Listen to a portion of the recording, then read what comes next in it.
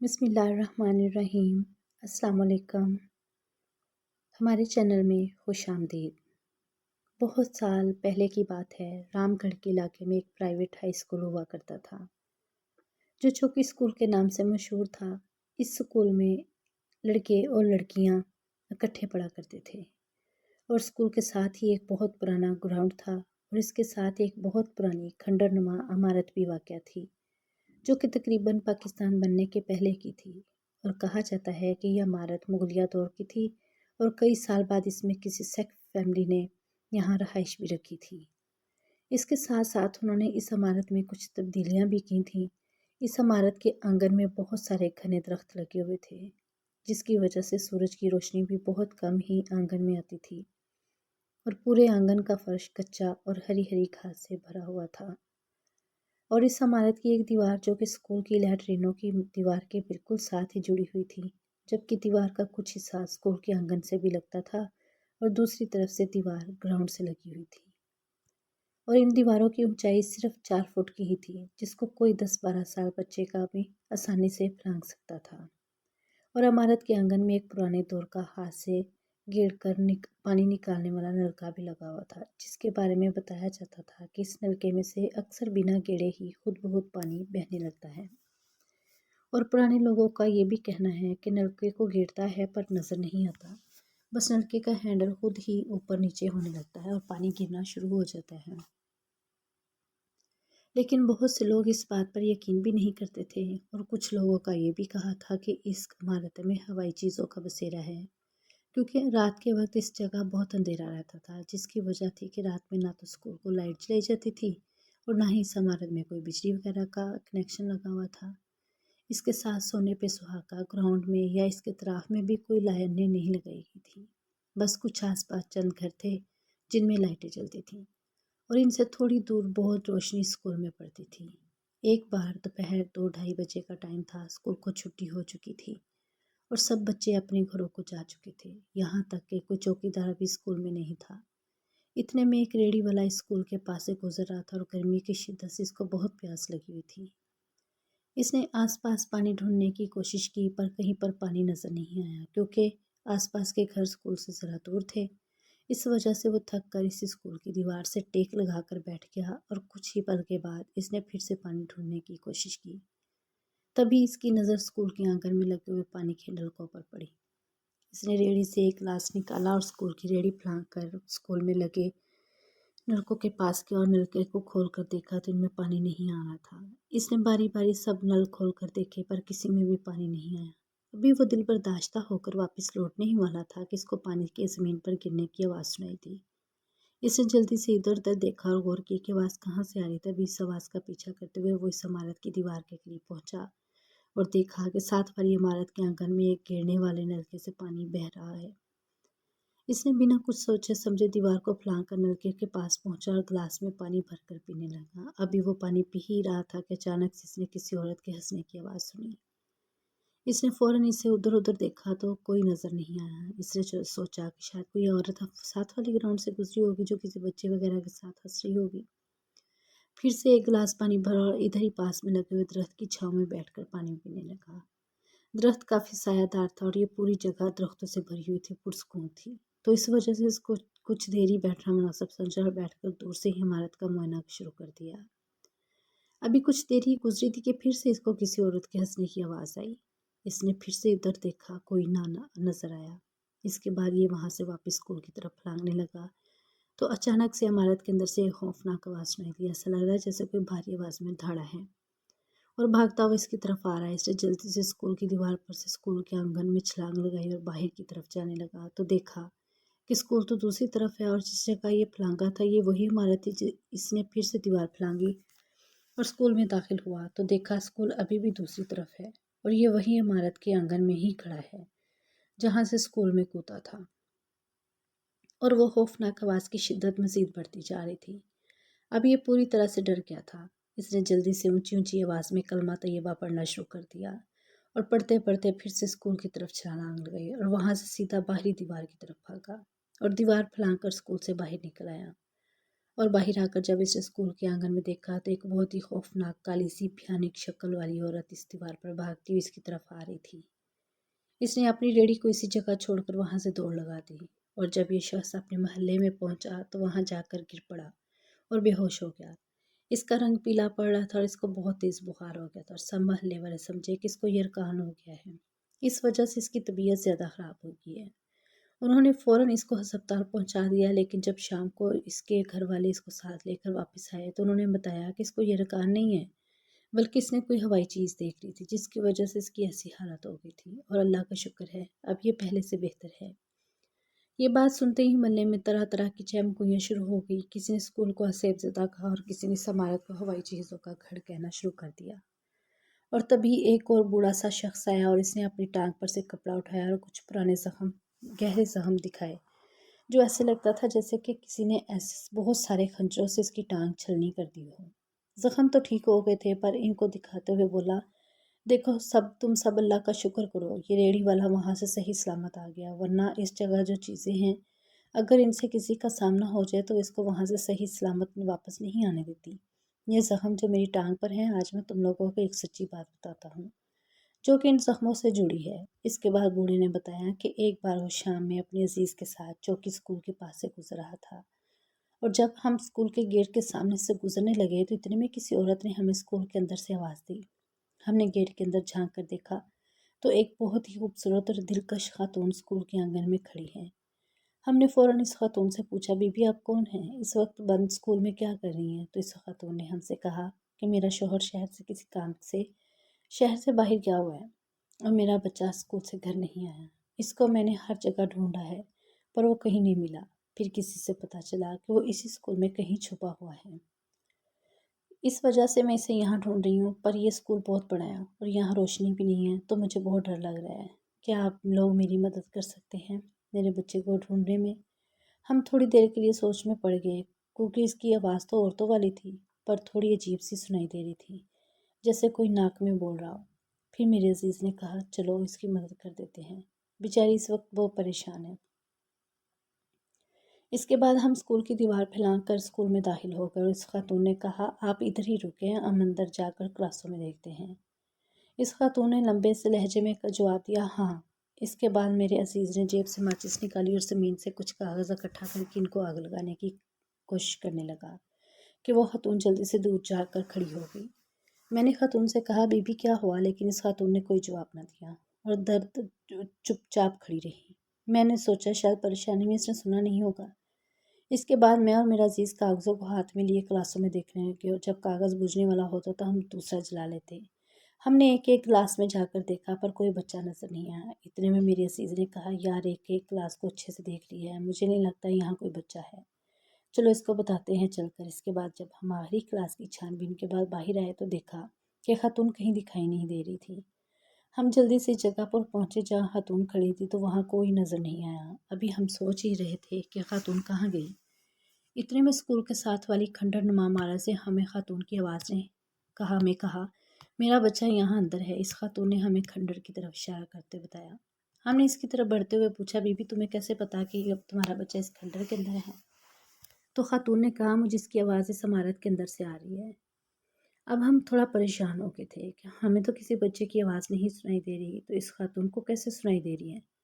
تبھی میرے عزیز نے مجھے کہا، یار مجھے کچھ عجیب سا محسوس ہو رہا ہے، اب تو رات ہو چکی ہے، اس کھنڈر میں جتنا اندھیرا ہے اس میں کوئی بچہ کیا کوئی بڑا بھی نہیں چھپ سکتا۔ میں نے کہا، ہاں یار شاید تم صحیح کہہ رہے ہو، لیکن ہو سکتا ہے اس بچے کا ذہنی توازن ٹھیک نہ ہو اور اس وجہ سے شاید اندر چلا گیا ہو۔ میں تو کہتا ہوں ایک بار ادھر بھی جا کر دیکھ ہی لیتے ہیں۔ اتنے میں وہ خاتون عجیب و غریب آواز میں رونے لگی۔ تبھی میں نے اس عورت کو کہا، بی بی رو مت، ہم آ کر دیکھ لیتے ہیں۔ ادھر تو وہ ایک دم سے خاموش ہو گئی۔ میں آگے بڑھا اور دیوار کو پھلانگ کر اسکول سے اس عمارت میں داخل ہوا، اور میں نے اپنے عزیز کی طرف دیکھتے کہا، آ جاؤ یار جلدی، بہت اندھیرا ہے، اس جگہ آ کر مسجد جلاؤ۔ تو میرا عزیز میری طرف بڑھتے ہوئے اچانک سا رک گیا۔ میں نے پھر سے سخت لہجے میں اپنے عزیز کو کہا، یار اب رک کیوں گیا ہے؟ تو میرے عزیز نے ڈرے ہوئے انداز میں واپس پیچھے کی طرف بھاگتے ہوئے مجھ سے کہا، اپنے پیچھے دیکھو۔ میں نے پلٹ کر دیکھا تو وہ خاتون بہت ہی خوفناک شکل میں تھی، اور اس کا قد میرے سے 4 گنا بڑھ گیا تھا۔ اس کے بال نیچے زمین سے لگ رہے تھے اس کے پاؤں پیچھے کی طرف مڑے ہوئے تھے اور اس کے دانت اس کے ہونٹوں کو پھاڑتے ہوئے باہر نکلے ہوئے تھے۔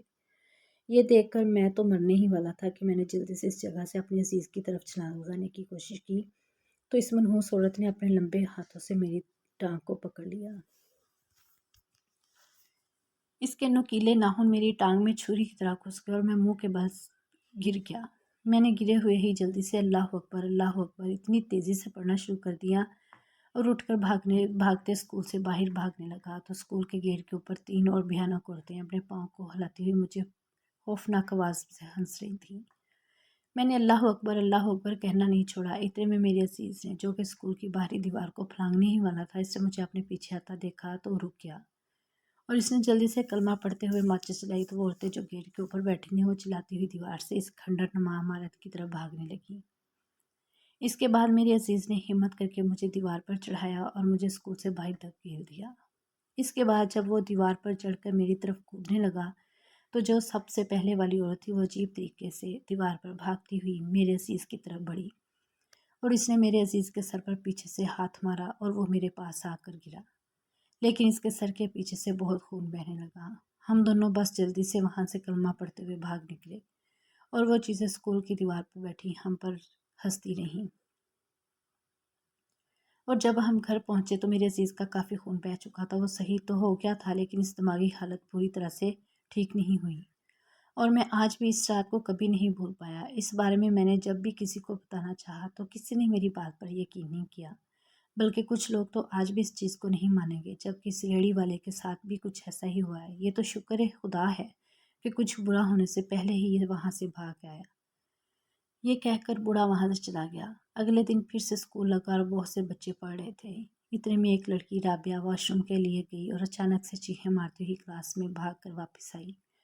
کلاس کے ایک کونے میں جا کر سہم کر بیٹھ گئی اور رونے لگی۔ سب اچانک چونک گئے اور اس کی طرف حیرت سے دیکھنے لگے۔ ٹیچر نے بھی گھبرا کر جلدی سے پوچھا، رابعہ کیا ہوا تمہیں؟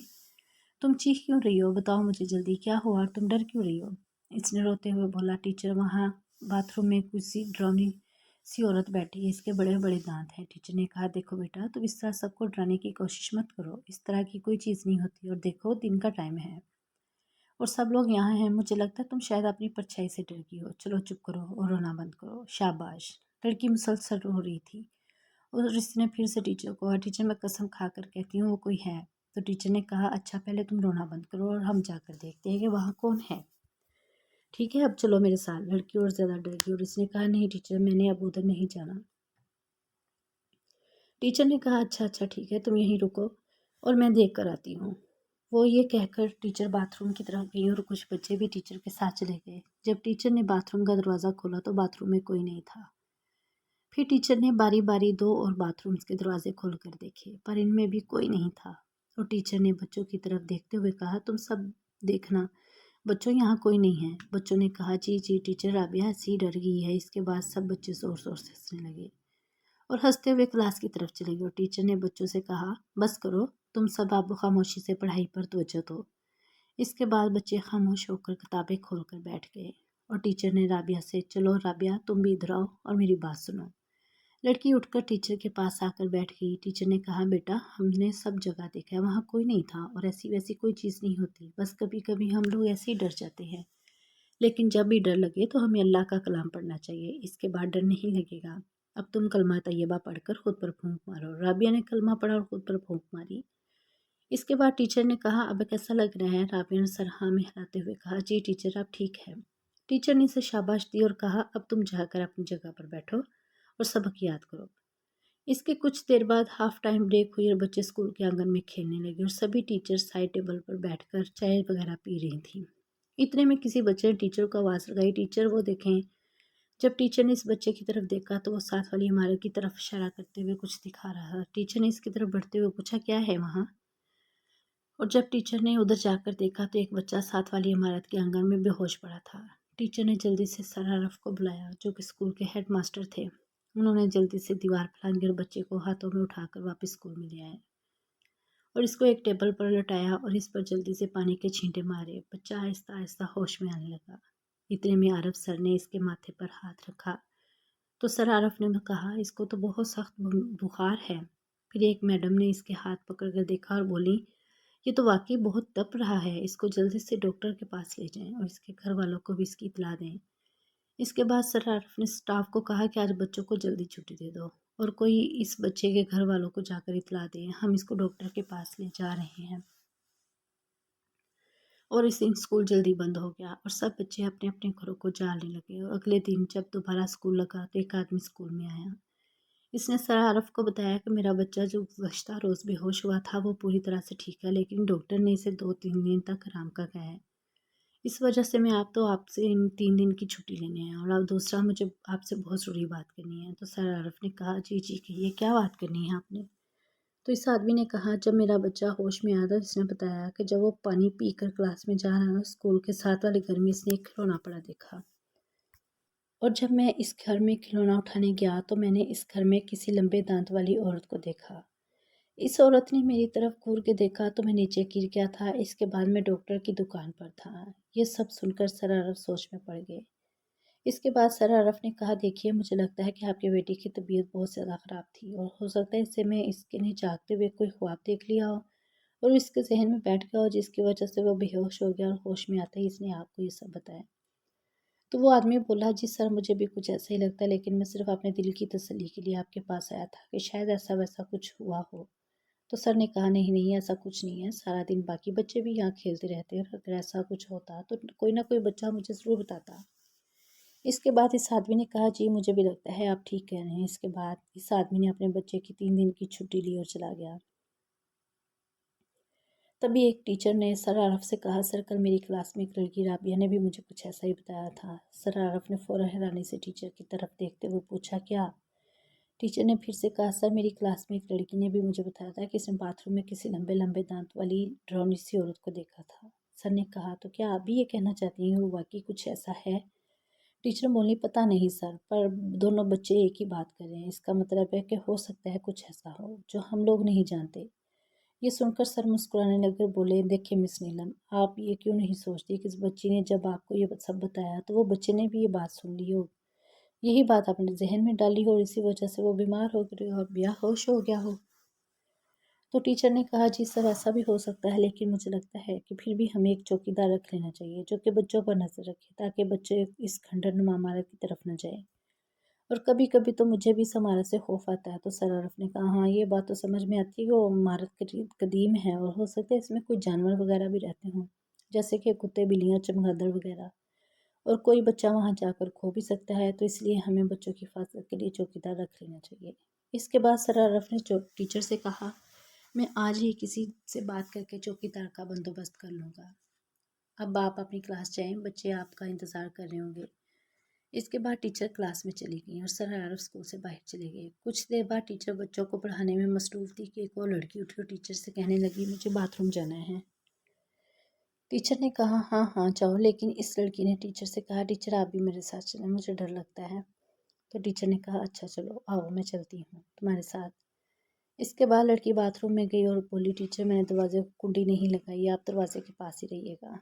टीचर ने अच्छा अच्छा चलो अब जल्दी करो, ये कहकर टीचर दरवाजे के पास टहलने लगी और अचानक बाथरूम से लड़की की दिलखराश चीखों की आवाज़ आने लगी। टीचर ने दौड़कर दरवाज़ा खोला तो टीचर की आंखें फटी की फटी रही, क्योंकि जो लड़की बाथरूम में बैठी हुई थी इसकी चोटी को किसी ने ऊपर की तरफ खींचकर बाथरूम की छत पर लगे एक लोहे के गार्ड से लपेट दिया था और लड़की हवा में लटकी हुई चीखें मार रही थी। टीचर ने जल्दी से एक बेंच उठाकर बाथरूम में रखा और इस पर चढ़कर जल्दी से लड़की की चोटी को गार्ड से छुड़वाया और लड़की को नीचे उतार लिया। लड़की डर से कांप रही थी और टीचर भी और चीखों पुकार सुनकर बाकी टीचर्स भी इनके पास आकर खड़े हो गए थे।